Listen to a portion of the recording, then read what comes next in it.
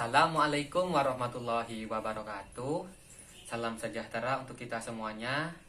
Pada kesempatan pagi hari yang indah ini, tepatnya pada saat video ini direkod, saya M. Nasir Arafat dari kelas 3 PLB akan kembali menjelaskan tentang materi berikutnya dari mata kuliah pendidikan anak tunanetra. Oke. Sebelum masuk ke pembahasan, saya akan sedikit menjelaskan gambaran singkat dan definisi dari perkembangan kognitif pada anak tunanetra. Pada dasarnya, keterbatasan atau ketidakmampuan penglihatan sangat berpengaruh pada perkembangan dan proses belajar mengajar pada anak penyandang tunanetra. Kognisi adalah persepsi individu terhadap orang lain dan objek-objek yang dikategorikannya secara selektif. Respon individu terhadap individu lain maupun objek di sekitarnya dapat tergantung pada bagaimana orang dan objek tersebut tampak dalam dunia kognitifnya. Karena pada dasarnya citra atau sudut pandang setiap individu terhadap dunia itu bersifat individual atau berbeda gitu ya teman-teman. Jadi persepsi atau cara pandang setiap orang itu sangat berbeda, dan ini dipengaruhi oleh bagaimana orang lain atau objek di sekitarnya itu tampak dalam dunia yang dimiliki oleh individu tersebut. Oke. Setiap orang itu mempunyai citra dunianya masing-masing karena citra tersebut merupakan produk yang dipengaruhi oleh beberapa faktor. Seperti yang pertama, lingkungan fisik dan sosial. Lingkungan fisik dan sosial ini adalah efek dari lingkungan atau pengaruh sosial yang diterima oleh anak tunanetra. Jadi sikap orang atau kondisi lingkungan itu sangat berpengaruh terhadap anak tunanetra dalam hal memahami konsep suatu hal. Oke. Yang kedua adalah struktur fisiologis. Struktur fisiologis ini dapat melibatkan kondisi fisik sang penyandang tunanetra. Jadi apakah tunanetra tersebut ini memiliki kecacatan entah itu low vision atau buta total seperti itu.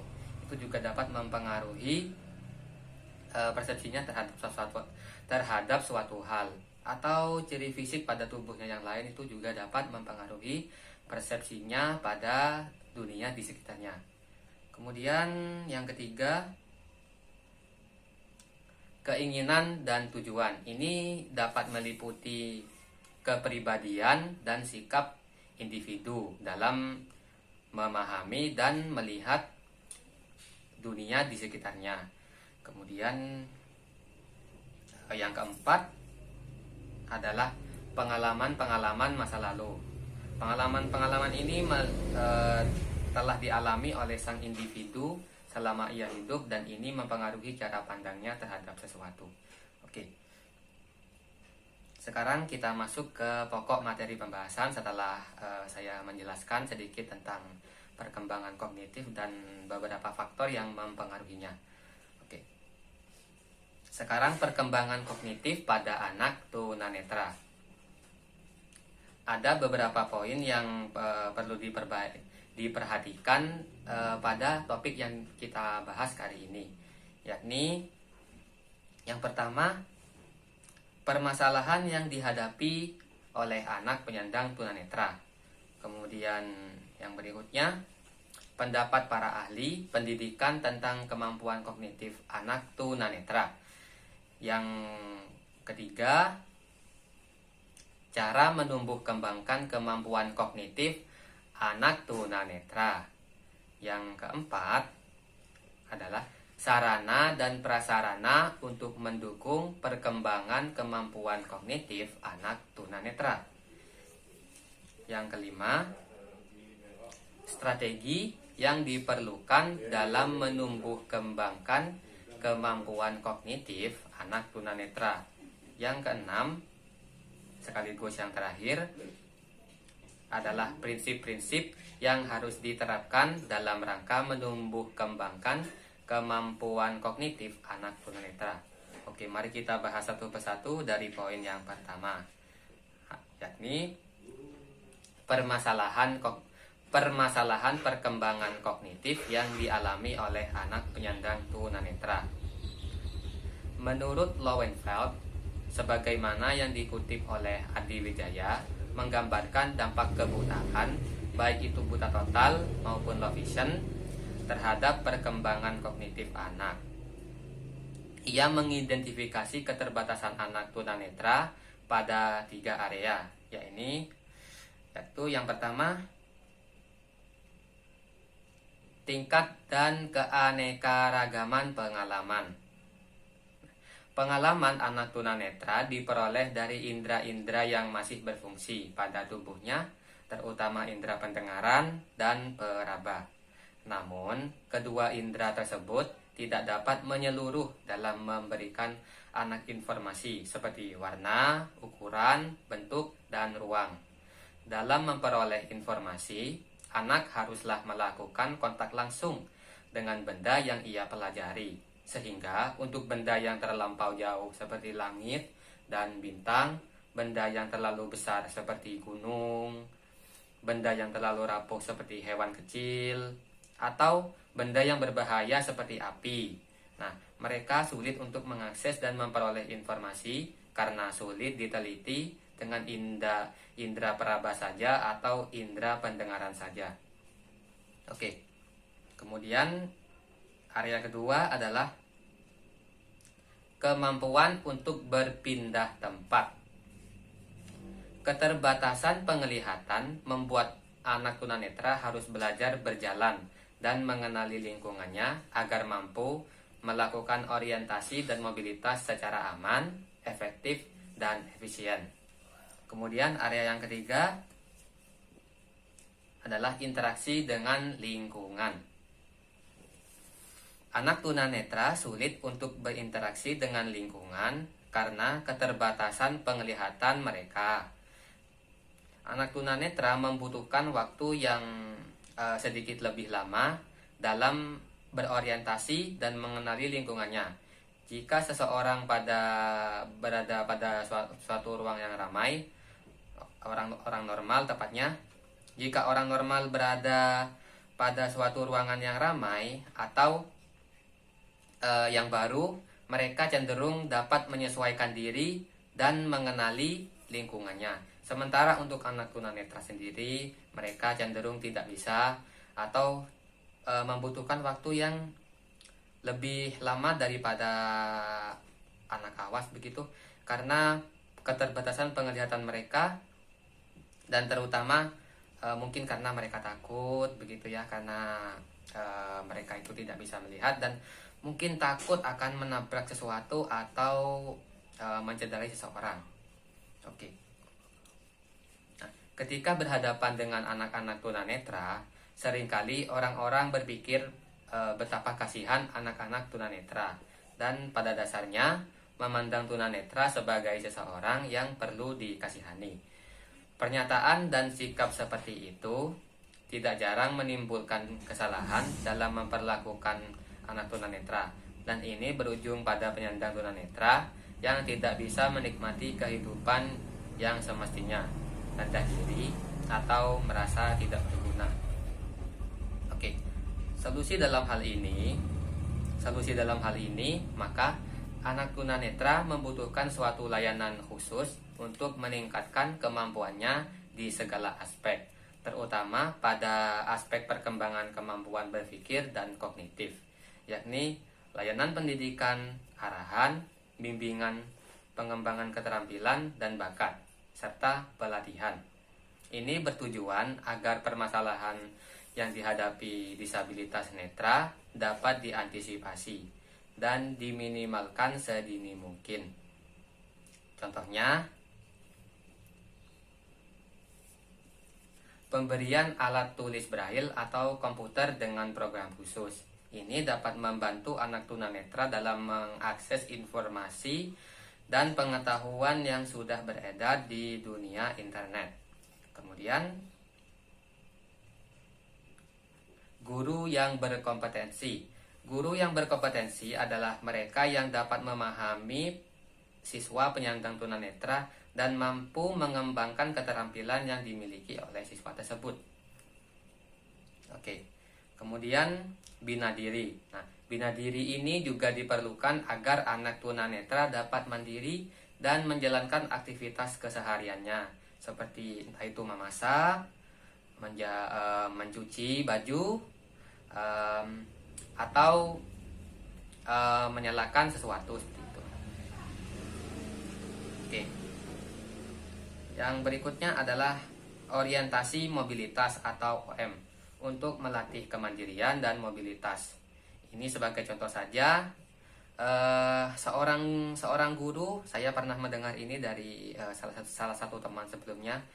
Seorang guru ini mengajarkan lebih tepatnya melatih siswanya untuk melakukan orientasi dan mobilitas dengan cara membawa mereka itu ke ke kuburan lebih tepatnya ya. Kemudian mereka disuruh kembali ke sekolah dengan tanpa bantuan guru tersebut. Otomatis anak-anak ini kan belajar untuk mandiri dan ya pada dasarnya mengidentifikasi lingkungan baru agar mereka dapat kembali ke sekolah mereka. Namun dalam catatan, guru ini juga mengawasi siswanya dari kejauhan agar supaya hal-hal yang tidak diinginkan ini tidak terjadi. Namun praktek seperti ini sekarang sudah jarang digunakan ya teman-teman, karena mungkin faktor lingkungan seperti banyaknya mobil atau kekhawatiran dari keluarga begitu. Karena zaman dulu itu sepeda motor atau kendaraan itu jarang, tapi karena sekarang ini sudah berkembang seiring berkembangnya zaman, jadi alat transportasi itu sudah semakin banyak. Jadi ini juga membahayakan penyandang tunanetra itu sendiri. Oke, kemudian pelayanan khusus berikutnya adalah pelatihan atau kegiatan khusus untuk mengembangkan potensi pada anak. Ini dilakukan dalam rangka mengembangkan keterampilan dan talenta khusus yang dimiliki oleh anak tunanetra. Misalnya itu dalam menyanyi, dalam mengaji, atau bermain alat musik seperti gitar dan piano atau trompet seperti itu. Atau bahkan anak tunanetra ini bisa juga diajarkan albanjari seperti itu ya teman-teman. Albanjari atau hadroan itu sudah banyak, terutama di sekolah-sekolah SLB di tempat saya dulu sekolah ya. Itu sudah banyak diajarkan albanjari atau hadroh seperti itu, dengan sekaligus cara bagaimana dimainkannya, cara memegang albanjari itu dengan benar, dan sekaligus mencari talenta di antara para siswa tunanetra yang bisa menyanyikan lagu ya albanjari seperti itu. Oke. Kemudian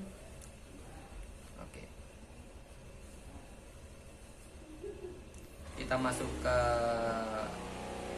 topik selanjutnya atau materi selanjutnya. Pendapat ahli pendidikan tentang kemampuan kognitif anak tunanetra. Ahli pendidikan tunanetra Hayes dalam FND menyimpulkan hasil penelitiannya tentang kondisi kecerdasan atau intelektual anak tunanetra sebagai berikut. Yang pertama, ketunanetraan tidak secara otomatis mengakibatkan kecerdasan anak itu rendah. Kemudian yang kedua, mulainya ketunanetraan tidak mempengaruhi tingkat kecerdasan, entah itu prenatal natal atau postnatal atau bahkan setelah anak ini menginjak usia dewasa itu tidak mengalami perubahan dalam tingkat intelektualnya. Hanya saja hambatan yang dia miliki itu yang menghambat kemampuannya dalam hal intelektual. Oke. Yang ketiga, anak tunanetra banyak berhasil mencapai prestasi intelektual yang baik. Nah, apabila lingkungan memberikan kesempatan dan motivasi kepada anak tunanetra untuk berkembang lebih jauh.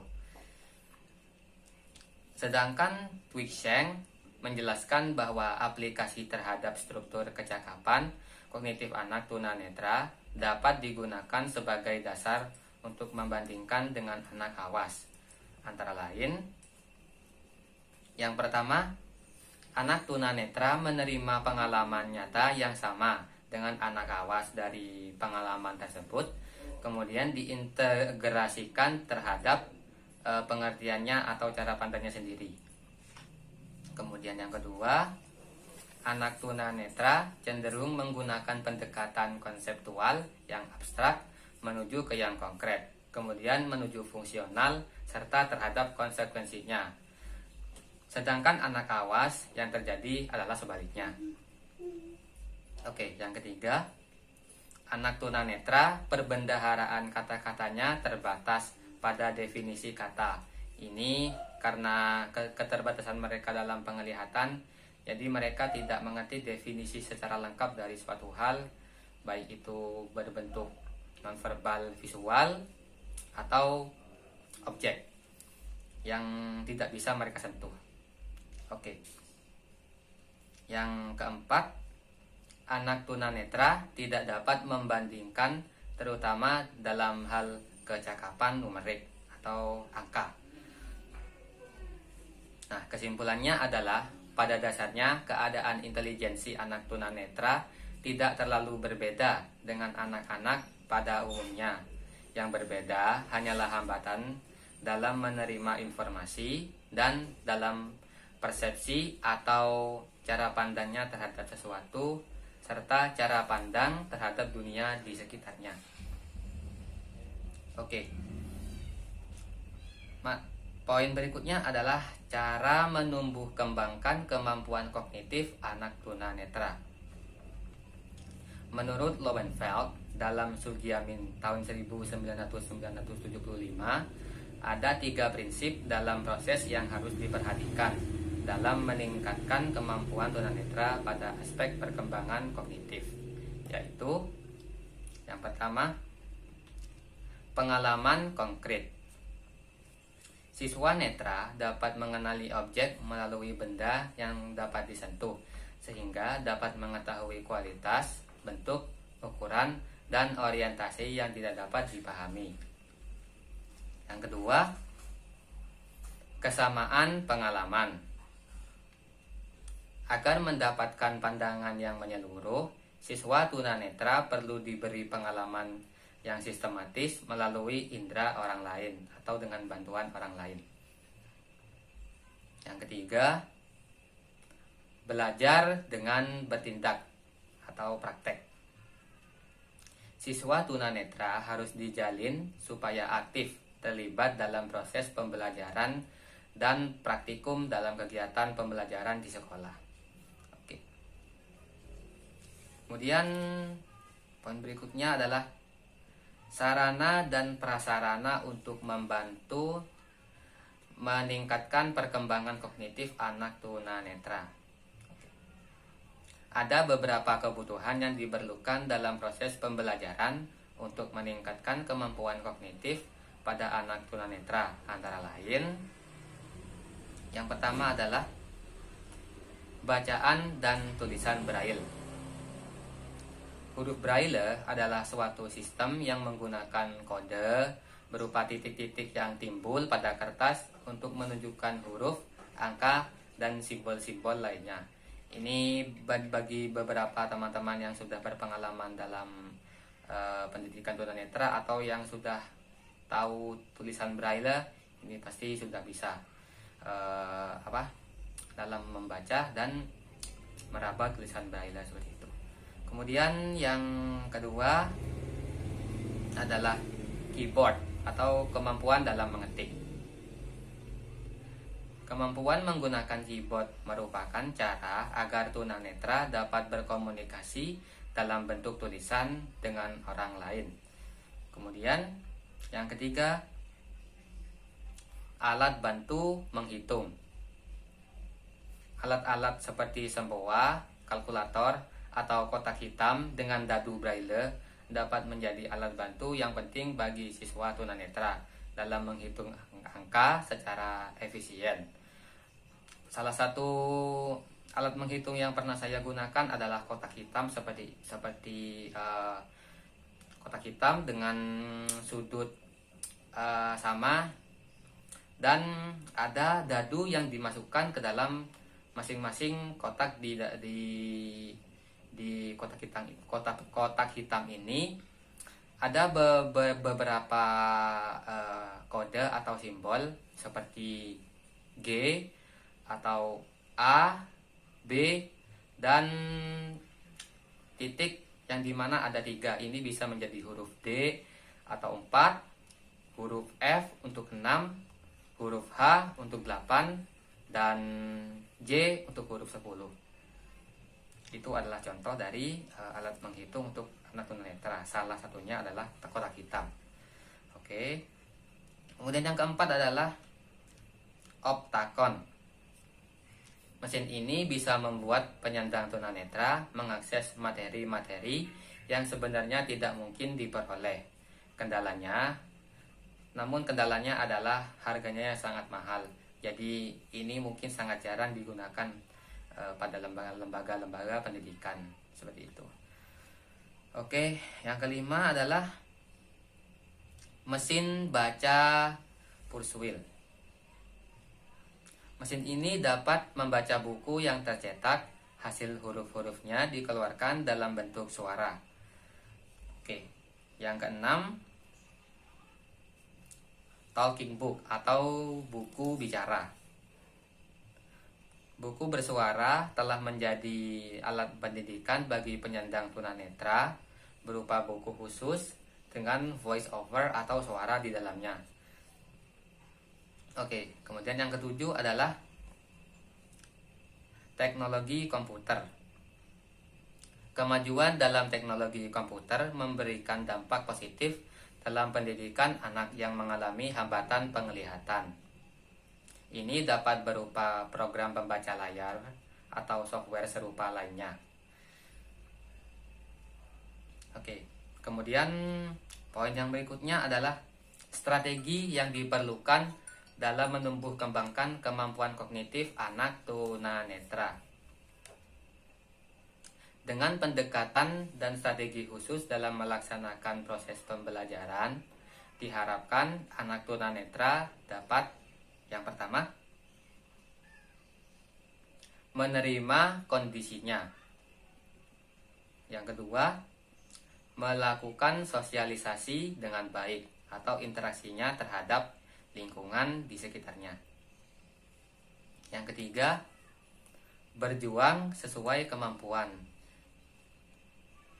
Yang keempat, memiliki keterampilan yang dibutuhkan sehingga diharapkan anak tunanetra dapat berdaya guna dan berhasil secara tepat sebagai warga negara dan anggota masyarakat.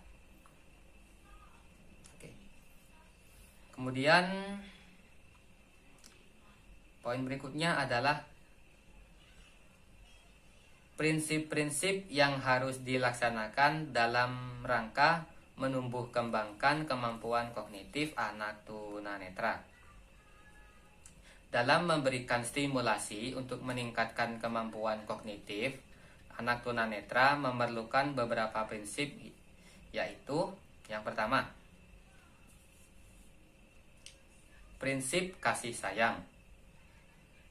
Dalam artian menerima anak tunanetra sebagaimana adanya, dengan mengupayakan agar anak tunanetra dapat menjalani kehidupannya secara wajar dan mandiri, seperti anak pada umumnya, dengan cara seperti memberi motivasi, dukungan, dan arahan dalam mengupayakan kemandirian anak tunanetra dalam menjalani kehidupannya, serta menerima dan menyayangi mereka apa adanya, karena itu adalah hak mereka sebagai sesama manusia. Oke. Yang kedua, prinsip layanan individual. Prinsip layanan individual yang diberikan pada anak tunanetra dalam meningkatkan kemampuan kognitifnya adalah berdasarkan tingkat kemampuan yang dimilikinya sesuai dengan jenis dan derajat ketunanetraannya. Jadi pelayanan secara individual ini diberikan sesuai dengan ketunanetraan dan tingkat keparahan yang dimiliki oleh anak tersebut, seperti misalnya low vision, penanganannya seperti ini, sementara yang buta total penanganannya seperti ini. Misalnya anak low vision kan itu kan masih bisa melihat, jadi mereka diberikan beberapa materi yang sedikit melibatkan beberapa objek visual, sementara untuk anak yang buta total ini diberikan pengertian secara teoritis atau dengan langsung memberikan contoh benda atau objek yang masih terjangkau dan bisa diakses oleh anak tunanetra dengan buta total tersebut. Oke. Yang ketiga adalah prinsip keperagaan. Kelancaran pembelajaran anak tunanetra perlu dukungan alat peraga untuk memudahkan mereka memahami materi yang diberikan. Oke. Kemudian yang keempat adalah prinsip belajar kelompok. Belajar berkelompok ini bertujuan agar anak disabilitas netra dapat bergaul dengan lingkungannya tanpa merasa tidak pada tempatnya dengan anak-anak pada umumnya. Ini juga melatih mereka dalam bersosialisasi kepada orang lain, terutama masyarakat. Yang kelima, prinsip keterampilan. Keterampilan yang diberikan pada anak tunanetra berfungsi selektif, edukatif, rekreatif, dan terapi agar dapat dijadikan sebagai bekal dalam kehidupannya kelak. Oke, yang keenam, prinsip penanaman dan penyempurnaan sikap. Secara fisik dan psikis, sikap anak tunanetra kurang baik dan menjadi perhatian orang. Untuk itu, perlu diupayakan agar mempunyai sikap yang baik. Ini dapat dilakukan dengan pembinaan dan arahan seperti menjaga atau memberi contoh kepada mereka seperti cara berjalan atau cara menyapa orang lain dan sebagainya. Oke. Kemudian kesimpulannya, perkembangan kognitif pada anak tunanetra pada dasarnya dipengaruhi oleh hambatan mereka dalam penglihatan.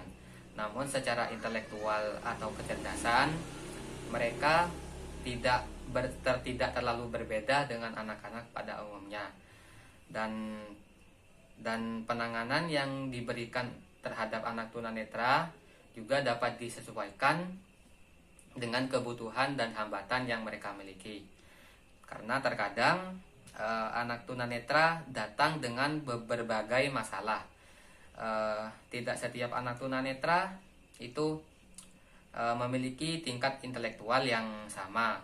Entah itu ada yang di atas rata-rata, berada di bawah rata-rata, atau standar. Jadi pelayanan pendidikan yang diberikan juga harus disesuaikan dengan kemampuan mereka, seperti itu. Oke, sepertinya itu saja yang dapat saya sampaikan. Kurang lebihnya mohon maaf apabila ada kekurangan dalam penyampaian materi. Terima kasih kepada Ibu dosen juga, terutama karena telah membimbing dan memberikan materi yang bermanfaat kepada kami selama 1 semester ini. Terima kasih juga kepada semua teman-teman yang sudah menonton. Sampai jumpa di video-video saya selanjutnya. Terima kasih. Saya akhiri. Wassalamualaikum warahmatullahi wabarakatuh.